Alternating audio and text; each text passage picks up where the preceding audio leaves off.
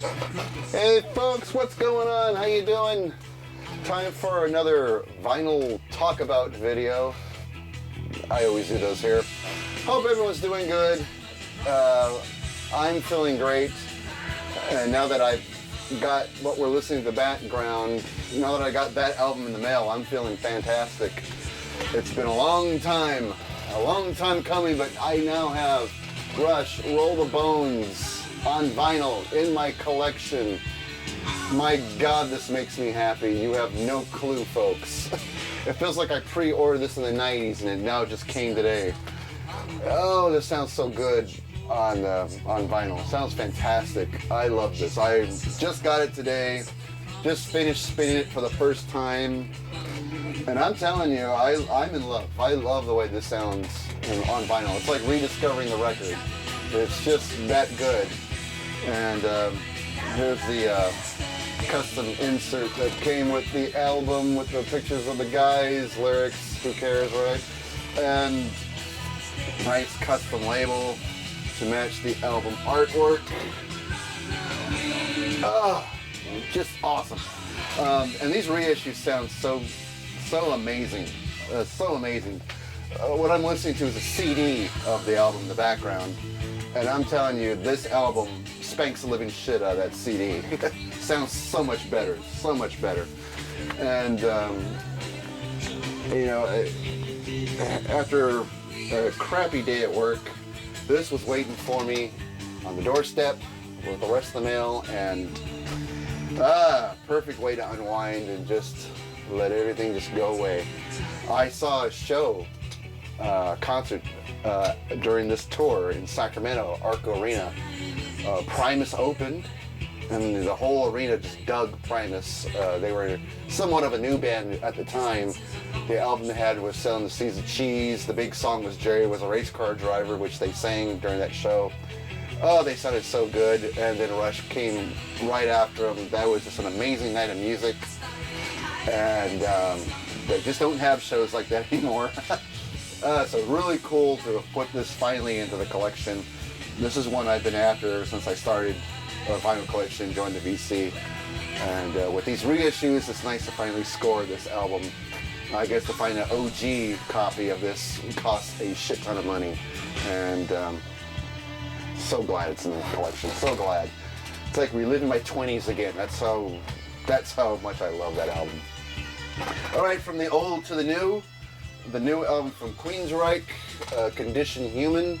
I got this about a week or so ago. And, well, let me take it out of the sleeve.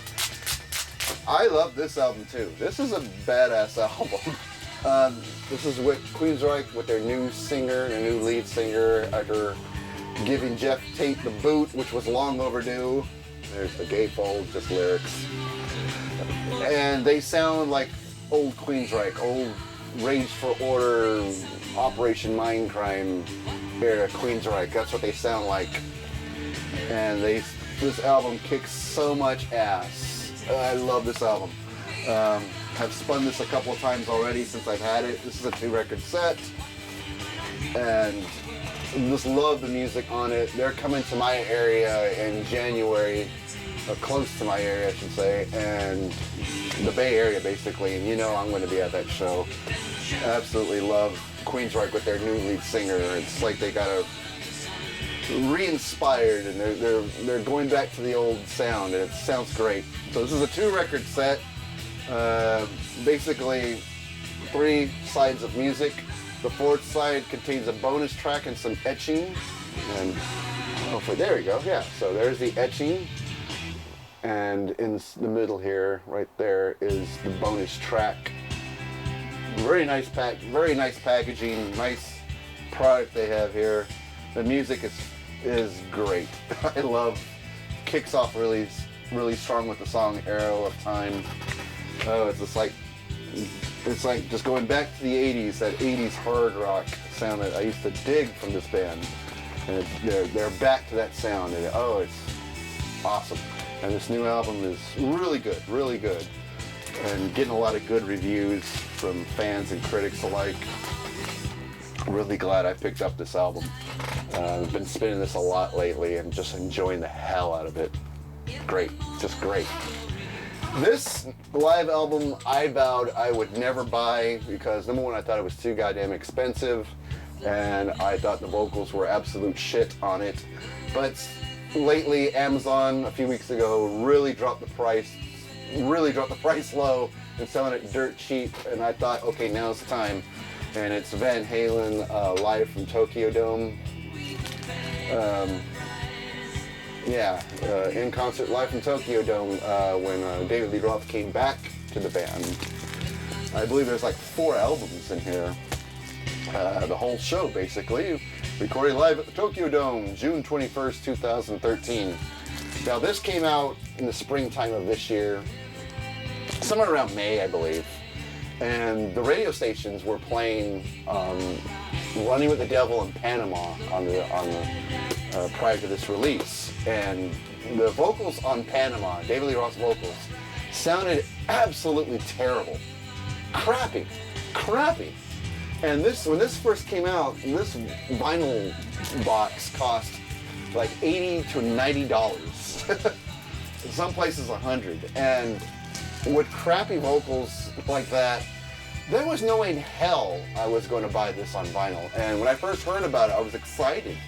I couldn't wait to get this on vinyl until I heard those shitty vocals, and I thought, no, they're not getting my money. How dare they? And it wasn't until Amazon, like I said, dropped the price to like $25, $30. I said, okay, yeah, now I'll do it. Despite hating the vocals when I first heard this album when it was brand new, it is a fun listen. I actually do enjoy this live album. Just to give you an idea of the song list there. I'll do this real slowly. A lot of songs on here. Some new songs from the latest album at the time, which was A Different Kind of Truth. They come across pretty good on this album. And of course they're going to play the classics. The band, guitar, bass, and drums sound really good on this record, or records. It's just David Lee Roth's vocals, just, I mean, he cleans it up on a lot of songs. But Panama, just god-awful. And when they came to my area in July, my brother and my nephew went to the concert, and they were really trying to get me to go. And tickets were like $90 or something like that, and I just thought, I'm not throwing big money at this band anymore because these guys were my heroes back when I was in my 20s, and I don't know, they need to bring Sammy Hagar back in the band, that's all I'm going to say. But this is a good live album. Now that Amazon has it cheap, or maybe you're a fan of Van Halen, it's worth picking up for that price. Don't pay $90 to $100 for it, that's fucking crazy. Alright, so that's that vinyl dig. Recently, about a week and a half or so ago, I met up with Liz. Her channel's California Love 84, and we just did a record trade. I gave her some albums, she gave me some in return. So these are the records I got in trade from Liz. Tears for Fears, Ready Boy and Girls. Yeah, Ready Boy and Girls. This came out on Record Store Day not too long ago. Basically, it's just a 3-song EP, and it's all covers too. It's all cover songs. What I like about it, it's on white vinyl with these really cool custom labels, and there's I think I'm holding it upside down probably, but just to give you an idea. Really nice, and I mean, they're just covers. Side 1 is My Girls, side 2 is Ready to Start, and I Was a Boy from School. Not mind-blowing covers, but because I'm such a fan of Tears for Fears, it was really cool for me. And because I really like their style. I think they have a great style. And that style comes across really well on these covers. And this is always fun to listen to. I probably won't go to it that often, but when I do, I really like it. So really cool thing to score. Thanks a lot, Liz, for trading with me. And she gave me this one too. Bryan Adams, Wake Up the Neighbors. This is a double LP set. And oh, I thought it was a gatefold. No, it's not. So 2 LP set. This came out in '91. This is one you don't see very often on vinyl. This is a hard one to find. At least around here it is. And Liz told me she found this in a thrift store of all places, and probably paid $1 or less than $1 for it. And it's in really good condition too. And it came with a poster, I believe. Yeah, let's get it out of here. So it has the original poster on it, which kind of goes like this and that. And the other side is all the lyrics and credits. Nothing that exciting, but a few pictures here. Okay, I'm a big fan of Bryan Adams from the 80s. That's when I really loved his music. Then we get into the 90s, not so much of a fan, because in the 90s, I swear to God, it seemed like all he was releasing was love songs and ballads, and I found his music boring at that point. He bored the hell out of me, and it kind of started with this album. Though there are good songs on here, like Can't Stop This Thing We Started, Thought I Died and Gone to Heaven, Do I Have to Say the Words? No, Do I Have to Say the Words is a ballad. It's a good ballad. One I forgot about, actually. I forgot how much I like that song. It's a slow song, but it's a good slow song.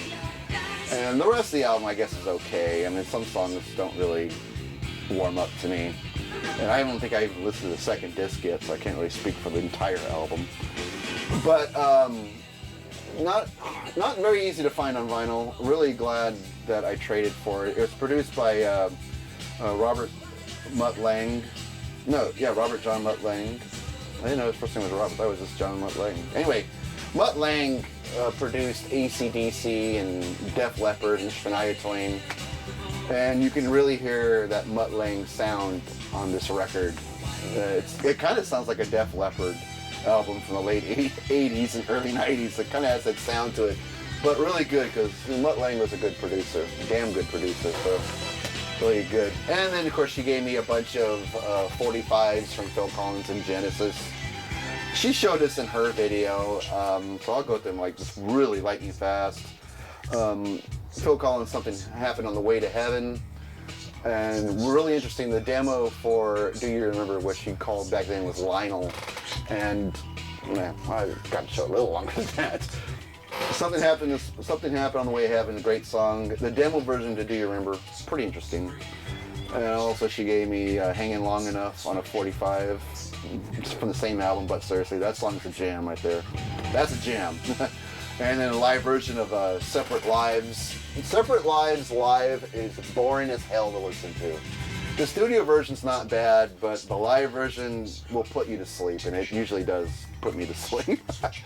Not gonna lie.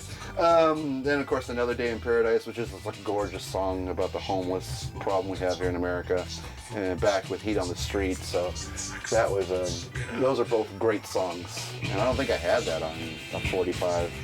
This one I did have, but it's nice to have it with the Atlantic label. In the Air Tonight, backed with The Roof is Leaking. Back in 1990, Phil Collins was touring, and he did a different, like, kind of rock version of The Roof is Leaking. On here, it's just piano, banjo, and some slide guitar and him singing.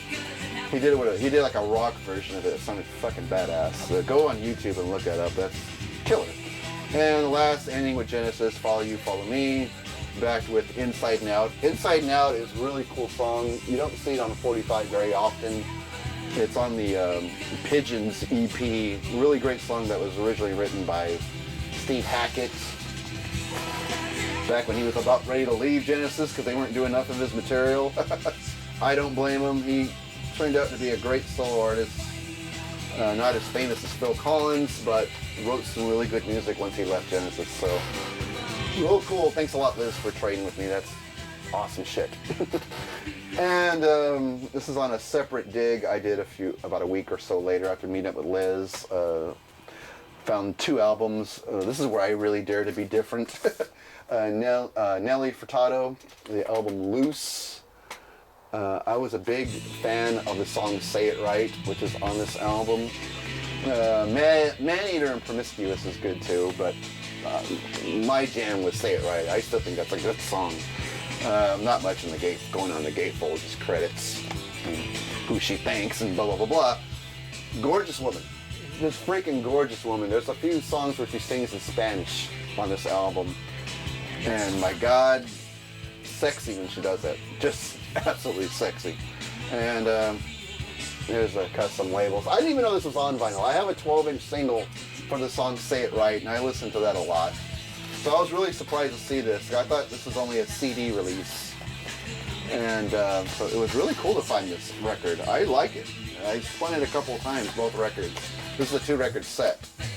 The other one has the same cover, the same label as the first record. Damn good album. Some cool jams on here. Her voice is sexy as hell. She's a gorgeous, drop-dead gorgeous woman with a beautiful voice. And when she sings in Spanish, oh my God. So anyway, there we go. Robert Plant, Shaken and Stirred. I only knew one song from this. It was Little by Little, which I really love. I can't really say I like this album. But then again, I haven't given it a good shot yet. I only listened to side 1 and the song I like, Little by Little. Maybe I just need to give it more of a chance. It came with the original insert. Custom label too, which was actually kind of nice. There's a custom label with the record label on the other side. But Little by Little, really cool song. The rest of the album just sounded a little too 80s, I guess, considering listening to a Robert Plant album. Maybe I just need to give it more of a chance, more of a spin, listen to it a little bit more. Maybe it'll grow on me in time. But the first listen, I really wasn't feeling it, but who knows, maybe in time I'll like this album. If not, maybe I'll find someone that might want it. All right, a couple of 12-inch singles here. This is on a separate dig I did. Actually, let's start with this album. It's Records by Foreigner, basically a best of album. All these songs I must have heard on classic rock radio daily, about 5 times a day. Do I really need it on vinyl? Probably not, but I always see this in the record store. It's always $1 or $2. And I thought, why not? Why not? I know I like it. I know it's going to be good. And I know I dig every song on this kind of best hits list. And yeah, it was a fun album to have. Cold Device, Double Vision, Head Games, Hot Blooded, Dirty White Boy, Urgent. Those are fun songs, so you can't go wrong with that. Okay, now a couple of 12-inch singles from Peter Gabriel, a 12-inch single from Steam, for the song Steam. I wish I had, I think it was from the album So. No, not So. I think it's Us. I can't remember. I gotta look it up. But anyway, an album of his I wish I had on vinyl. That'd be awesome. So this is about as close as I get to it. And a lot of different remixes of the song. I wish it had the album version on here, but it doesn't. Oh yeah, it does actually. It does end with the album version. And a lot of some cool, interesting remixes on here. I do prefer the album version all over the remixes, but they did some interesting things with the mix. Sounds cool. So Steam from Peter Gabriel. I believe the album was Us that it's from. But I can't be 100% certain. I even got the CD. I should just look it up. All right, a 12-inch single from Thomas Dolby for Hyperactive. This is a goofy, nerdy, oddball song. I'm a goofy, nerdy, oddball kind of person. Perfect fit, right? Perfect fit. This is a goofy-ass fucking song, but it's fun, and I've always liked it. If you've ever seen the video from this back in the 80s, it is goofy as fuck, but it's funny, and I liked it when I was about 11 years old, and I still like it. There's a nice, long, extended version of it. It's on the Capitol label, no biggie. Yeah, so a nice, good, extended version of it, like 7 minutes long. I do have the album it's from, which I believe is Flat Earth. A good album, and this was like one of the fun songs on it. I saw this as a 12-inch single, and I was like, oh, I gotta grab this. I always wanted a 12-inch single of this, and there it is. So, Thomas Dolby, Hyperactive. And, yeah, we'll end with the Bee Gees. Here at last, the Bee Gees live. Yeah, I've been listening to a lot of Bee Gees lately, because I listen to a lot of old, when I do listen to radio in the car, it's usually this one radio station that plays a lot of music from the 70s and the 80s and 60s. So they play a lot of Bee Gees. So I've been hearing a lot of the pre-disco Bee Gees a lot on the radio. Like Lonely Nights, I mean, Lonely Days, sorry. Lonely Days, To Love Somebody, How Can You Mend a Broken Heart, Massachusetts, I Started a Joke, which are songs that are on here, as well as the disco songs they had in the mid to late 70s. When they were, back in this time, I remember this album coming out, I was just a kid. I was just starting school. I was only like 5 or 6 years old when this particular live record came out. And I remember when my family would go to the mall, and there's like record stores in Sears or Jimco. Remember Jimco, folks? I remember there would always be a big display for the Bee Gees records, and also a big display for the Kiss records. So I remember seeing this everywhere, and back then it seemed like the Bee Gees were like, you couldn't get any bigger than the Bee Gees back in the 70s. At least it felt that way. And so having this on vinyl is kind of nice because it reminds me of that era, because I'm old enough to just remember that. I mean, I wasn't in my 20s or anything. I was just a kid, but I do remember they were everywhere. And I liked them back then. I even liked that movie Sgt. Pepper they did with Peter Frampton. And I can't watch it now, but as a kid, I thought it was a damn good movie. All right, that's going to do it. That is all the vinyl I've been kind of collecting the past couple of weeks or so. As you can see, been a lot of music listening going on. Hope everyone's doing good. Write me some comments so we can chew the fat with each other. Hope everyone's doing great, and I'll see you guys at the next video.